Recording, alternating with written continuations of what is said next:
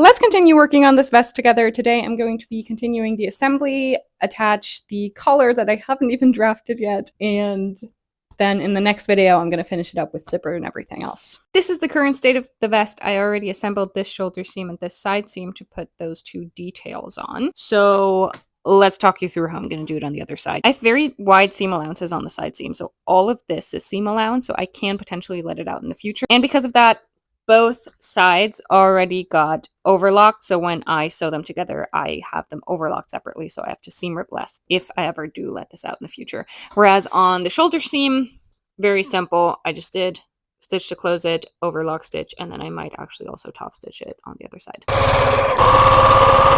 Also, I never showed you my new overlock. This is her. I finally bit the bullet and got myself a new one. My old one I've had for a couple of years now. I didn't do enough research when I bought it. I bought it new, quite affordable. It's been giving me issues from the very, very start, but lately it's just essentially been impossible to sew with it. I don't know what's wrong with it, and getting it fixed is probably close to the same amount of money it was to buy it in the first place. And also, I know if I get it fixed, I will never actually be happy with how it performs for most of my sewing projects. So I'm going to have to see what I do with it, whether I'm going to sell it in its current state or whether I have it fixed, have it at my parents' house for whenever I need one there, have it fixed and give it to someone who I know would be fine with a machine that's not as high performing because they don't need it as often. It's complicated. I don't know what to do with it yet, but yeah, I got myself a new one. The new one I got secondhand as always, and therefore saved quite a bit of money on it, and I'm very happy with how it's been going so far. I just pinned it in the front. This is the current state, and it is already worlds more comfortable than the original. This is the only bigger piece that I have left to make the collar from, so I'm going to start by seam ripping off this pocket. This is my beautiful collar pattern. Let me explain. So essentially, I measured the back neck hole and the front neck hole of the front and the back pattern pieces.